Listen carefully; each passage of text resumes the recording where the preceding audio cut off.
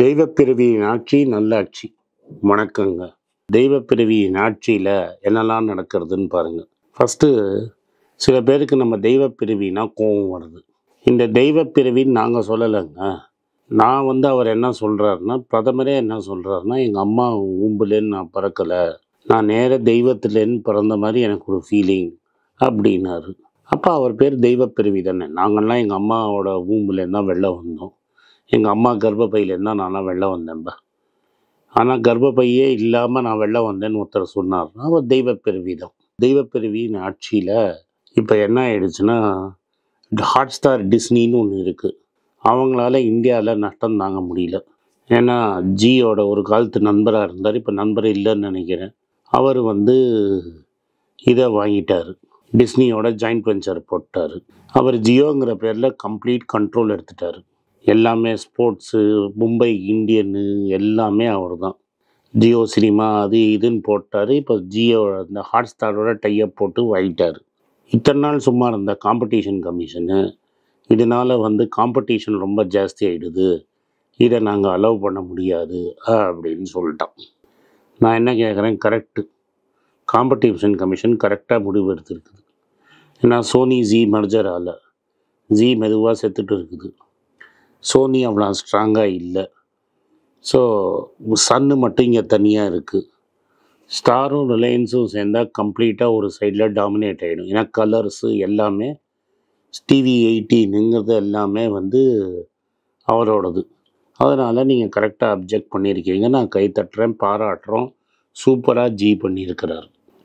இப்போ அந்த கன்சர்ன்ஸை முடிச்சுட்டு நீங்கள் அவரை ஆட்டோமேட்டிக்காக ரிலீஸ் பண்ண போகிறீங்களா இல்லையாங்கிறது இன்னொரு கேள்வி. இப்போ எனக்கு இன்னொரு சின்ன சந்தேகம். இந்த சந்தேகத்தில் என்ன, இந்த வெறும் இவருக்கு மட்டும் நீங்கள் இப்படி பண்ணுறீங்களே, ஏன் இதே மாதிரி இன்னொரு நண்பர் இருக்கார், இன்னொரு அவரை மொனாப்பலி மேலே மொனாப்பலி நீங்களே கொடுத்துட்ருக்கீங்களே, அந்த மொனாப்பலியை பற்றிலாம் நீங்கள் கேள்வி கேட்க மாட்டீங்களா? காம்படிஷன் கமிஷன் கேட்காத. ஒரு 2 வருஷத்துக்கு முன்னாடி சிமெண்ட் கம்பெனியே ஒன்றும் கிடையாது. அவர் குஜராத் அம்புஜா விலைக்கு வாங்கினார். அதுக்கு கவர்மெண்ட்டே கடன் கொடுத்தது, பப்ளிக் செக்டர் பேங்க்லாம் கடன் கொடுத்து கடனை வச்சு அவர் வாங்கினார். அதுக்கப்புறம் இப்போ பல சிமெண்ட் கம்பெனியை முழுகிட்டார். இவ்வளோ தூரம் ஃபாஸ்ட்டாக முழுகிட்டாருன்னா இப்போ நம்ம அல்ட்ராடெக் சிமெண்ட்டுக்கு பயம் வந்துருச்சு. அது வரைக்கும் இந்த ஒழுங்காக அந்த ஊரில் அது நடந்துட்டு இருந்தது. இவன் பெண்ணாடு சிமெண்ட்டை ஒன்று ஆந்திராவில் ஒன்று தூக்கினோடனே அல்ட்ராடெக் சிமெண்ட்டு நம்மளை என்ன காலி பண்ணிவிடுவான்னு இந்தியா சிமெண்ட்டை விலைக்கு வாங்கிட்டான். இந்தியா சிமெண்ட்டை மட்டும் விலைக்கு வாங்காமல் ராக் சிமெண்ட்டுன்னு போய் துபாயில் ஒன்றுத்தில் ஷேர் எடுத்துக்கிட்டோம். இப்போ 2 பேரும் போட்டி போட்டு ஷேர் வாங்கிக்கிறாங்க. ஆல்ரெடி சவுத்தில் இண்டஸ்ட்ரியில் காம்படிஷன் கமிஷன் நிறைய ஃபைன் போடணும்னு சொல்லியிருக்கு. ஏன்னா எல்லோரும் கூட்டு வேலையாக செஞ்சு விலைவாசியை ரொம்ப ஹையாக வச்சுருக்காங்கன்னு சொல்கிறாங்க. இப்போ ஒருத்தருக்கு ஒருத்தர் போட்டி போட்டு இப்போ 2 கம்பெனி, ஒன்று அல்ட்ராடெக்கு, அவன் ஆல்ரெடி இருந்தவன் அவன் பொசிஷனை ஸ்ட்ரென்தன் பண்ணிக்கிறான். இன்னொரு சைடில் இன்னொரு பொசிஷனை அதானி ஸ்ட்ரென்தன் பண்ணிக்கிறாரு. அப்போ எல்லா சிமெண்ட் கம்பெனியும் க்ரஷ் பண்ணி இவங்க 2 பேரும் ஒரு மனாப்பலி யாரும் உங்கள் காம்படிஷன் கமிஷனுக்கு தெரியலையா? முதல் கேள்வி.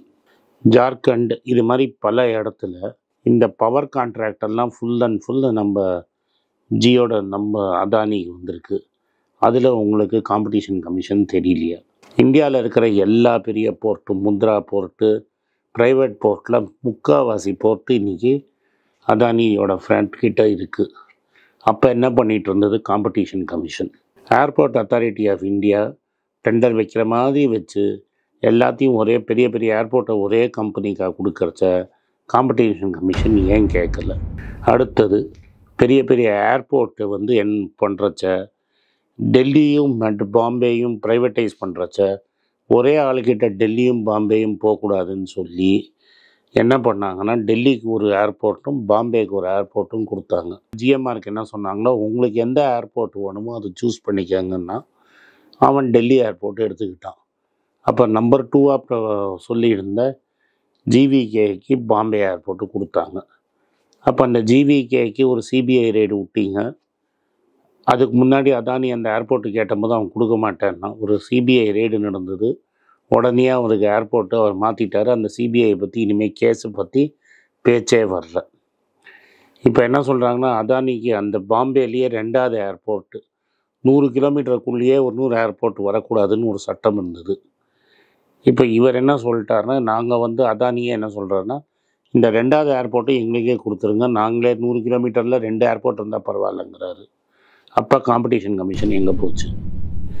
பிஎஸ்என்எல்லுக்கு 4G லைசன்ஸை டிலே பண்ணி அவங்களுக்கு பணம் கொடுக்காம சாவடிச்சு 4G லான்ச்சே வராமல் பண்ணி இந்தியாவிலேயே 2 கம்பெனி தான், ஒன்று ஏர்டெல்லு, இன்னொன்று நம்ம ஜியோ.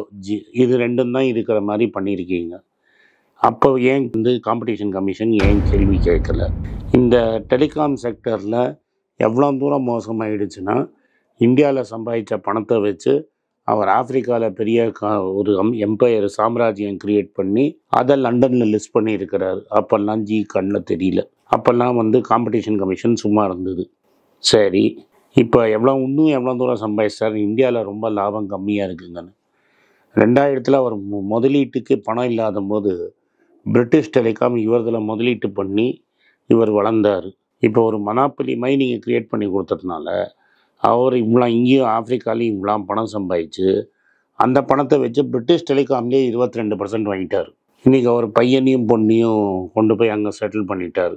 மற்ற உங்களுக்கு ஒரு இல்லாத 2G ஸ்கேமை பற்றி கோர்ட்டே சொல்லிடுச்சு, 2G ஸ்கேம்னு ஒன்று நடக்கலைன்னு. ஸோ இல்லாத ஒரு 2G ஸ்கேமை பற்றி பேசி, இல்லாத 1,71,000 கோடியை பற்றி பேசி நீங்கள் என்ன பண்ணீங்க? 2 பேரை பவர்ஃபுல் ஆக்கி பல கம்பெனிகளை இழுத்து மூடுற மாதிரி பண்ணிட்டீங்க. அந்த கம்பெனிலாம் திவாலாகி பேங்க்குக்கு நஷ்டம் ஆச்சு. ஆனால் இவங்க 2 பேரும் நல்லா லாபம் சம்பாதிச்சு இவங்க போய் பசங்களை லண்டனில் செட்டில் பண்ணி அவங்க சம்பாதிக்கிற மாதிரி நீங்கள் ஒரு வழி பண்ணி கொடுத்துருக்கீங்க. அப்போ காம்படிஷன் கமிஷன் ஏன் நிறுத்தி கேட்கல? வெளிநாட்டு பணம் வெள்ள போலையா? மன்மோகன் சிங் காலத்தில் ரீட்டைல் ஃபாரின் இன்வெஸ்ட்மெண்ட் ரீட்டைலில் வந்தால் ரொம்ப வருத்தப்பட்ட நீங்கள் பவருக்கு வந்தோன்னா அமேசான் இந்தியாவில் ஃப்ரீயாக டெலிவரி கொடுக்கலான்னு ஆரம்பித்தது நீங்கள் பர்மிஷன் கொடுத்தீங்க. அப்போ காம்படிஷன் கமிஷன் ஒன்றும் கேட்கல. வால்மார்ட்டுக்கிட்ட ஃப்ளிப்கார்ட் விற்றாங்க. இதெல்லாம் பண்ணிவிட்டு இன்றைக்கி பியூஷ் கோயல் வந்து அலறாரு. என்ன அலறாரு? இந்த ப்ரிடேட்ரி ப்ரைஸிங்கு ரொம்ப சீப்பாக இவங்க விற்கிறாங்க. எதை விற்கிறாங்க? இந்த பொருட்களை ரொம்ப சீப்பாக விற்கிறாங்க. அதனால் எங்களுக்கு ரொம்ப கஷ்டமாக இருக்குது. அதனால் அமேசான் வந்து பணத்தை கொண்டு வந்து நஷ்டத்தை தான் படுத்துகிறான். பல சிறு தொழிலெலாம் போயிடுச்சுன்னு. ஏங்க பியூஷ் கோயல்ஜி, உங்களால் வந்து இப்போ அமேசானுக்கு பர்மிஷன் கிடைச்சா காம்படிஷன் கமிஷன் எங்கே போச்சு? உங்கள் மினிஸ்ட்ரி எங்கே போச்சு? இதெல்லாம் மக்கள் கேள்வி கேட்க மாட்டாங்கன்னு நீங்கள் நினைக்கிறீங்களா? அதாவது நீங்கள் சொல்கிறது ஒன்று, பண்ணுறது ஒன்று. இப்போ அதானி NDTV வாங்கிட்டார். எல்லாமே அதை ஒன்று அம்பானி அடிச்சுட்டு போயிட்டாருன்னா அதானிக்கு ஒன்றும் இல்லாமல் ஆகிடுமேன்னு அதானி அப்பீல் பண்ணியிருக்கிறார் போல இருக்குது. அதனால் நீங்கள் வந்து இந்த காம்படிஷன் கமிஷனை எடுத்து வச்சுருக்கீங்க. கொஞ்சம் பார்த்து எல்லா இடத்துலையும் காம்படிஷன் கமிஷனை கொண்டு வர சொல்லுங்கள். நாட்டை ஒழுங்காக மக்களுக்கு நல்லதாக நடத்துங்க. நன்றி, வணக்கம். உங்களுக்கெல்லாம் தெரியும், ரீசெண்டாக மீடியாவில் பார்த்துருப்பீங்க, ஏன்னா தமிழ்நாடு காங்கிரஸ் கமிட்டி ஊடக பிரிவு தலைவராக அப்பாயிண்ட் பண்ணியிருக்காங்க. ஸோ பொலிட்டிக்கலாக என்னோடய வியூஸ் என்ன அப்படின்னு நீங்கள் ட்விட்டரில் ஃபாலோ பண்ணணும்னு நினச்சிங்க @AnandS1967 என்னை ஃபாலோ பண்ணுங்கள். என்னோடய real original Twitter ID for politics அதுதான். ஸோ பாலிட்டிக்ஸ் சம்மந்தப்பட்ட என்னோடய எல்லா ஒப்பீனியன்ஸ், வியூஸ் எல்லாமே அதில் வரும். அதில் ஃபாலோ பண்ணுங்கள். நன்றி, வணக்கம்.